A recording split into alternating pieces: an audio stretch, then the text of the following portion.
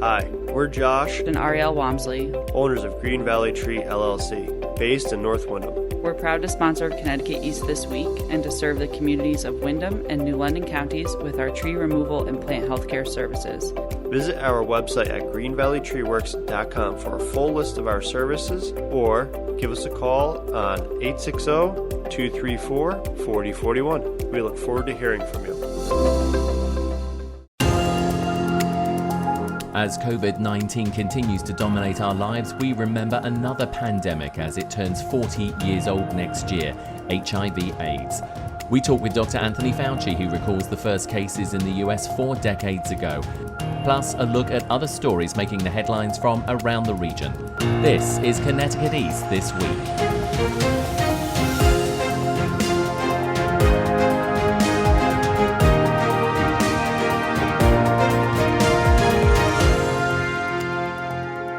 Hello, I'm Brian Scott Smith. As we all continue to live with COVID-19 and hope is on the horizon for a vaccine soon, it's an apt time to also remember another pandemic, that of HIV/AIDS. In 2021, it will be 40 years since the first diagnosis of HIV/AIDS in the US, and one person has been a leading figure in the battle against the disease, someone we all know because of the current pandemic. Doctor Anthony Fauci was there at the beginning of the HIV/AIDS outbreak in this country, and for 4 decades has been an expert face and voice to the nation. I caught up with him recently to talk about his personal memories of HIV/AIDS, the fact there is still no cure despite breakthroughs in treatments, and to talk about those living and aging with HIV. Dr. Fauci, thank you for joining us on the podcast. Thank you for having me. It's good to be with you. 2021 marks a milestone in this country. It will be 40 years since the first diagnosis of HIV/AIDS. You, of course, are very much part of that landscape. Does it seem like 40 years ago, sir? You know, in some respects, it seems like forever ago, but in some respects, for those of us who have been involved, as I have been, from literally the very first week when the reports came out from the MMWR, it seems very much like yesterday, because I still have flashes in my mind of those early years, which I'll never get out of my consciousness, of the extraordinary suffering and pain with a new disease that we didn't even have a name for it. And we certainly didn't have a cause for it, but we were just there trying to put Band-Aids on hemorrhages during that time. And then a lot of things have happened in 40 years, many of them really, really good. In the sense of therapies and prevention. So yes, it seems like forever and it seems like yesterday.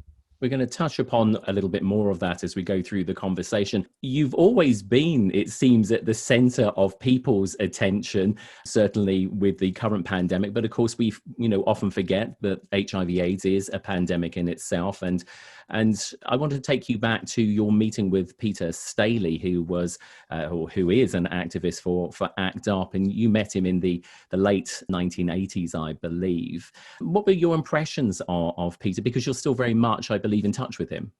Well, more than in touch with him, he's one of my closest friends right now. So yes, I talk to Peter a few times a week at a minimum. So, the one thing that I got back then for Peter, but also for several of the other activists, were highly committed, very intelligent, passionate people who had a cause that history has shown was an extraordinarily productive cause. But at the time, they were doing uncharted waters. They were poking at and challenging the well-established scientific and regulatory enterprise that had never been done before. So I think when you describe them, Peter included, and particularly because I know him well, but others, Mark Harrington and Greg Gonzalez and David Barr and Jim Igo and on and on and on. I could spend the entire time naming them. There were so many important people. Was courage. I mean, they were very courageous. They were bucking against something that had never before been challenged. So in that respect, even back then, as they were challenging me, clearly more than, they were challenging me. Larry Kramer was trashing me in his own inimitable way. But even then, you had to have respect for them because you knew what they were doing is that they were really on the right side of history right from the beginning. You yourself were trying to change things as well, because you were trying to invite, obviously, these groups of people, onto clinical trials and things. So you yourself were sort of like bucking a trend, I suppose, in a way as well, weren't you? Oh, yes, I was. And it was at no small cost, because there were certain members of the scientific and regulatory community who were very upset at me. They thought I was, quote, the word they used office was selling out to the activists, compromising the scientific process, compromising the regulatory process, just to essentially cater to these rabble rousers, as they were felt to be. And I think that as time went on, those people who were criticizing me finally realized that they were not rabble rousers. They were people trying to gain the attention of authorities who inappropriately were not paying as much attention to them. But I definitely had my bumps and bruises from that too, because my own people, many of them in my own organization, were very concerned and upset at what I was doing. We, of course, sadly lost Larry Kramer recently. As you said earlier in this interview, you had a very good relationship with him, over 30 years of a friendship. How did that affect you? Well, it was a big loss. I mean, Larry was, an iconic figure who I had a very, as he described it in his own words, quote, a complicated relationship.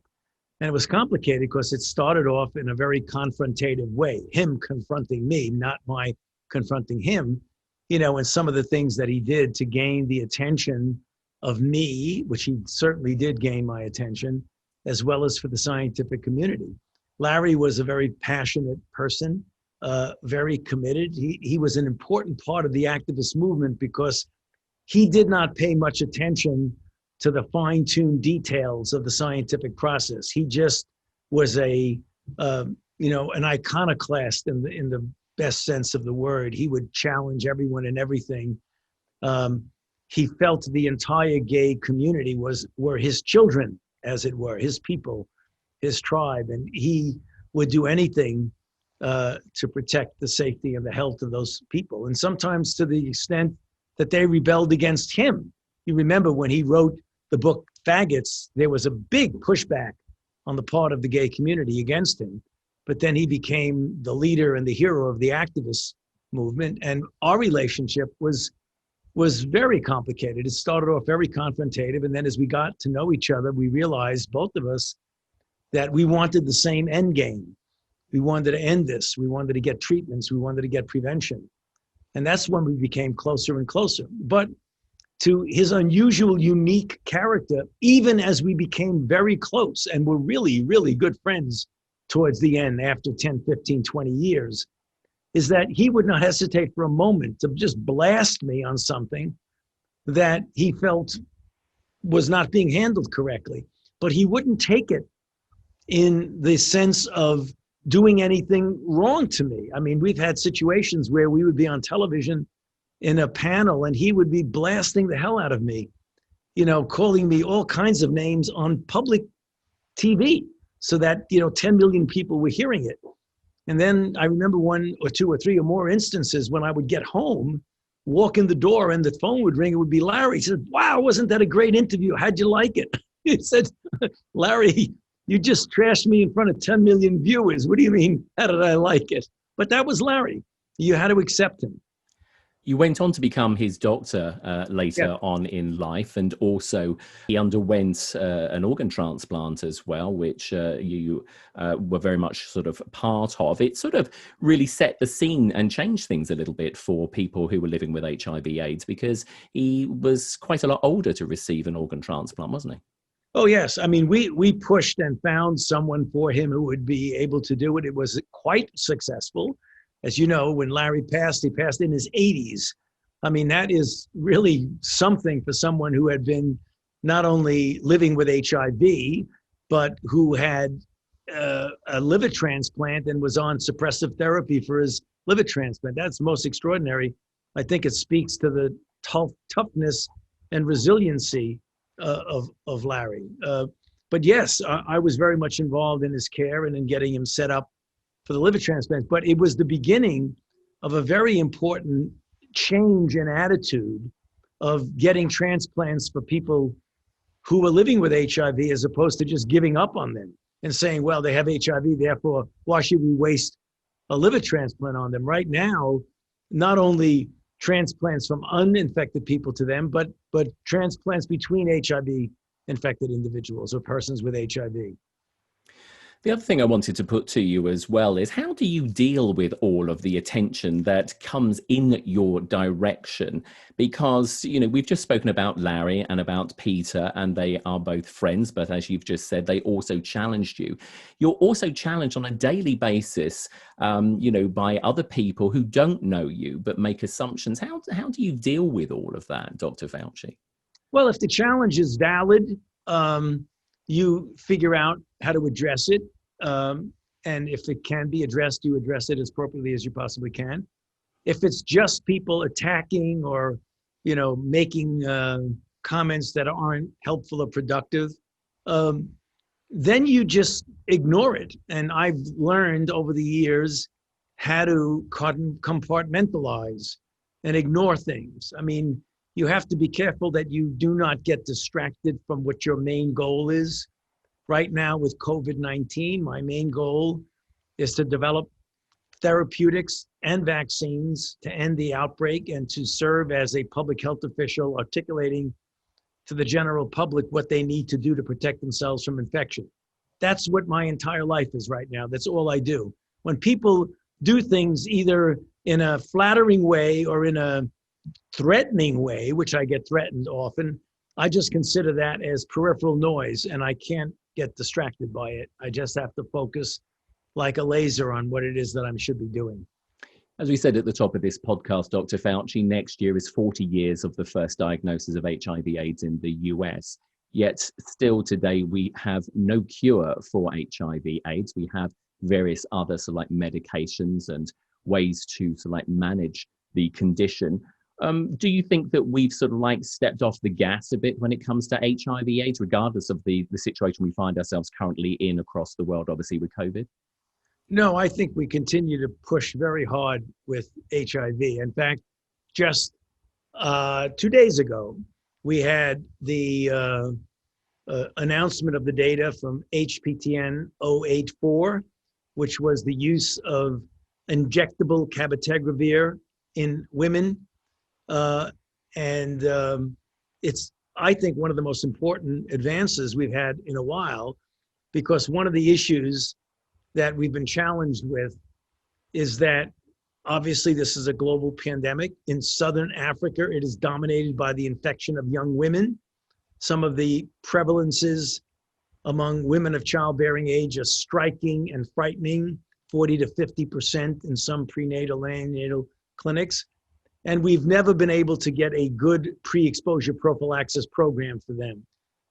Pills every day, they don't take them as often, or they're put in a compromised position because their sexual partner would essentially rebel against them if they do that. They need a therapy that takes a few times a year that is effective. But we didn't know it was effective until we did a trial comparing it to oral Truvada. And what we found was something extraordinarily gratifying, that injectable cabotegravir in women in 084 was even better than daily oral Truvada. That is a huge advance for the prevention of HIV in women. So we are not taking our foot off the gas pedal when it comes to HIV. We still feel that we need to end the epidemic as we know of it, as an epidemiological phenomenon. In the United States by 2030, we started at 2020, so it's a 10-year program, decrease incidence by 75% in 5 years, and by 90% in 10 years, which will bring us to 2030. I think that's achievable, and I think that we need to continue to push as hard as we can to implement the program that gets us there. So, short answer to your question, we're in it all the way when it comes to ending this epidemic. We are seeing a reduction in new cases of HIV/AIDS here in the US and in certain parts of the world. But of course, people are getting older and living with HIV, much more so than obviously back in the 80s, when sadly people would only live for maybe 1 or 2 years. But that in itself will bring its own medical complications, will it not, for them? Absolutely. And that's the reason why we are paying attention to the medical conditions of people who have successfully beaten HIV. And by successfully beaten, I'm talking about the large number of people who are on one pill of 3 drugs a day with an undetectable viral load and a CD4 count that's reasonably good. There are many people there who are essentially living normal lives, except that because of the premature aging situation, they're getting many of the comorbidities associated with aging. We can't forget about that. We've got to make sure we care for them and develop better approaches to therapy and prevention of those comorbidities as these people get older. Just because their HIV is under good control with antiretrovirals doesn't mean we forget about them. Do we still see a lot of stigma, or do you still see a lot of stigma around HIV/AIDS, 40 years on? Much less so now as a total nation, but there are parts of the country that dominate HIV now. And interestingly, if you look at the heat map of the country, of the infections in different parts of the country, the newer infections are restricted geographically to like 48 out of 3,000 counties in the United States. But there are 7 states in the middle and southern part of the country in which the rural aspect of HIV looms large. So people who are living with HIV, who are contracting HIV, are predominantly an African-American, men who have sex with men, rural population. Under those circumstances, the stigma is very significant. And that's something that, we may have gotten rid of a lot of it, not all of it, in the New York, San Francisco, LA, Chicago, New Orleans area, but it's alive and well, unfortunately, in some of the rural areas. And that's something we've got to fight against. Is it time, do you believe then again, sir, for there to be a concerted effort to have a very big sort of like public awareness campaign? I mean, I remember back in the 1980s as a young man when AIDS was sort of at its height, HIV/AIDS was at its height, that there was television commercials, there was billboards. I mean, it was plastered everywhere and it was scary. I'm not suggesting that we go to that sort of level again because we know a lot more about HIV/AIDS, but is it time for us to bring the awareness back? Well, it is, but it's going to be much more difficult back then because I think you used the right word. I remember very, very well. There was fear in the air. Walk down the street in the Castro district of San Francisco, walk along Christopher Street in the Greenwich Village, and there was this palpable feeling of anxiety as you looked around and saw people. You could tell just from looking at them, cachectic with Kappa-She lesions on their face.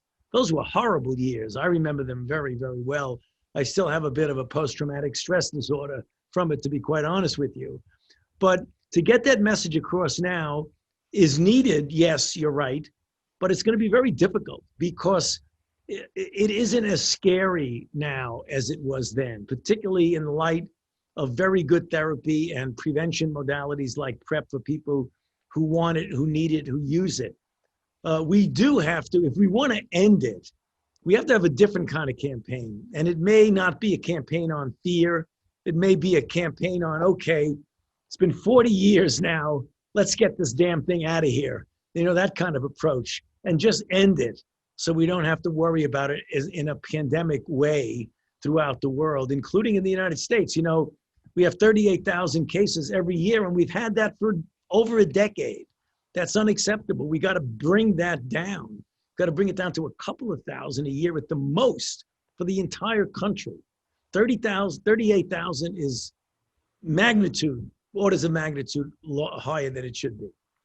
Do you think part of that problem, sir, though, is that the healthcare system or the way that healthcare is set up in this country probably needs to be reviewed so that people can actually get access to, these medications, things like PrEP? And also, I believe that Medicare itself is changing as well, so that hopefully more people can get access to, medications that way. Absolutely. In fact, I have a slide that I show about places where there are clinics where you can get PrEP or where there people know about PrEP, and what the distance of driving from a particular area where there's a high incidence of HIV. And like some of them is like 100 miles away. I mean, I cannot imagine. I'm here in Washington, D.C.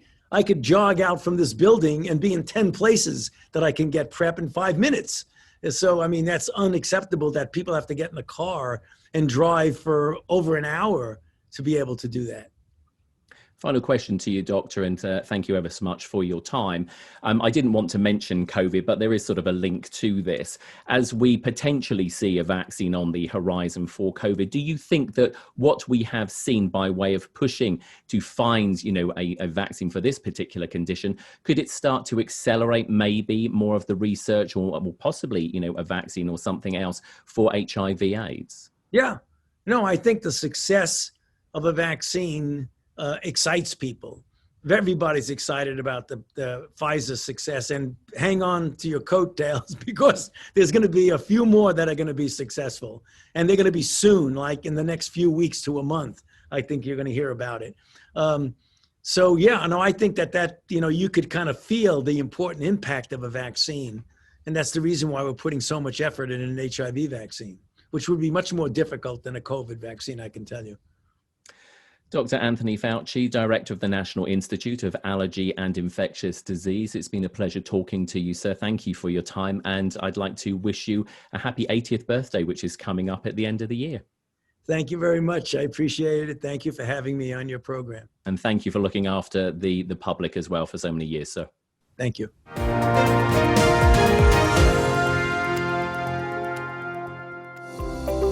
Green Valley Tree LLC is proud to sponsor Connecticut East This Week. Contact Green Valley Tree LLC for all your tree removal and plant health care needs and more. Find us at greenvalleytreeworks.com or call 860-234-4041. Time now for a look at some of the other stories making the headlines in the region recently. The Connecticut Port Authority has thrown a temporary lifeline to the owner of a salt business at State Pier in New London. Steve Farrelly, owner of Driven, and his wife Michelle met with the new executive director of the CPA recently after they sent a letter to the governor asking for him to intervene and help them save their business from bankruptcy. Farrelly had been given until the end of December of this year to clear out the salt and his business, but has been unable to find a suitable new location for the tons of salt he needs to store. The CPA has granted Farrelly an initial extra month until the end of January 2021 and say they will review the situation with him on a month-by-month basis. Work to start redeveloping State Pier is supposed to start sometime in February. However, as yet, the CPA do not have the required permits for work to proceed. Meanwhile, Associated Builders and Contractors of Connecticut, who represent the construction industry in the state, have called out the Connecticut Port Authority over their $157 million State Pier project in New London. Chris Frixell is president of ABC Connecticut and says the CPA has added a project labor agreement clause to the State Pier project, which stops many local construction companies from bidding for the work. It is anti-competitive. It prevents fair and open competition for all contractors, as it requires the use of union workers for all or almost all of the work being done. This is about this project, but it's also about some projects moving forward that we want to be sure that, one, they're bid fairly and openly, competitively, and that good quality contractors are being selected at a fair price. Under state law, a project labor agreement can only be added if determined it's in the public's best interest. Frixell says he made a Freedom of Information inquiry with the CPA over the clause, and they have been unable to provide the necessary documentation showing why or how they came to the decision to include the clause. In the Connecticut Examiner this week, as teachers' unions call for public schools across Connecticut to transition to remote learning amid rising cases of COVID-19, state leaders maintain that in-person learning remains the best option for students and that the choice of learning formats is a decision best left to local leaders. The Board of Education Coalition, a group of unions representing teachers and school employees in Connecticut, released a report calling for remote learning during the holidays unless the state strengthens guidelines for reporting cases of COVID-19 in schools. In one of his regular COVID-19 briefings, Governor Lamont said schools have done an extraordinary job putting public health and safety first. He said the state has worked to get schools protective equipment, ventilation and disinfectant, and to ensure that any student, teacher or staff member who wanted a test could have one.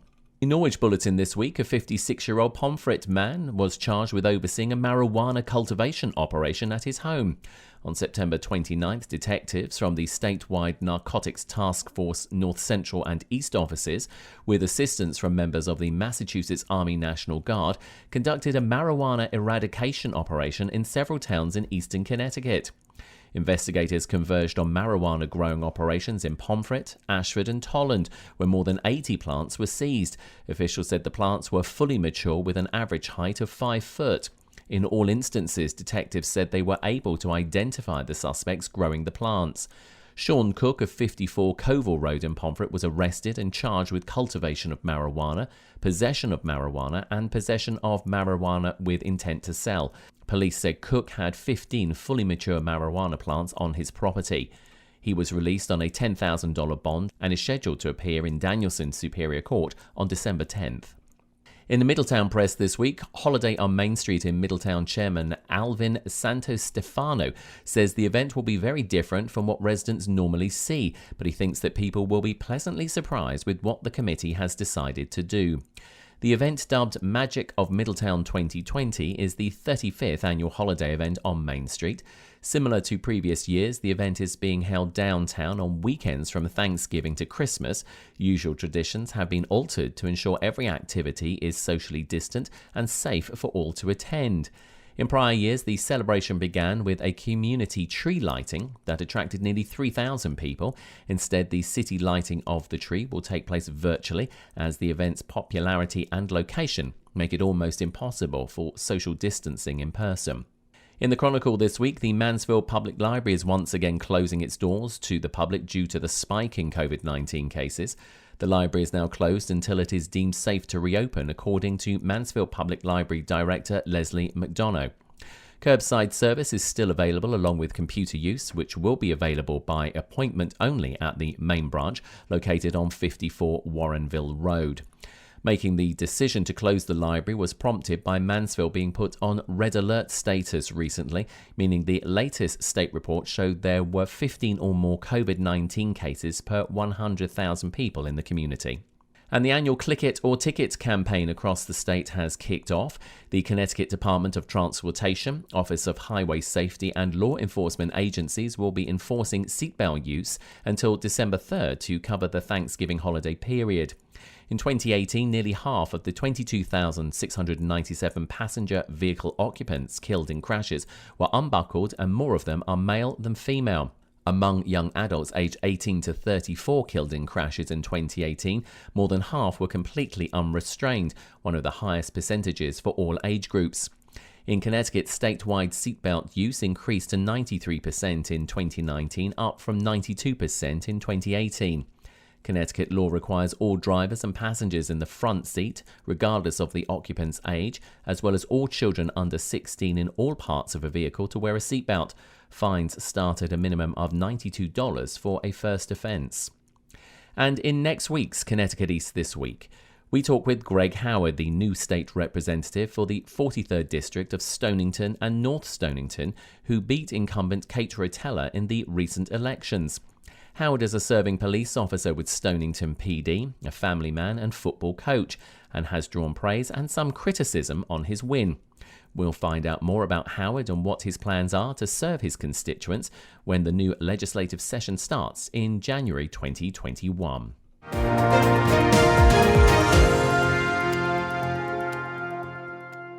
That's all from us for this edition. Do send us your questions and story ideas to the show via our website at connecticut-east.com or Facebook or Twitter at Connecticut East, where you can also listen to the show again on demand. And please like, follow and share on your social media platforms too. I'm Brian Scott Smith. Thank you for listening.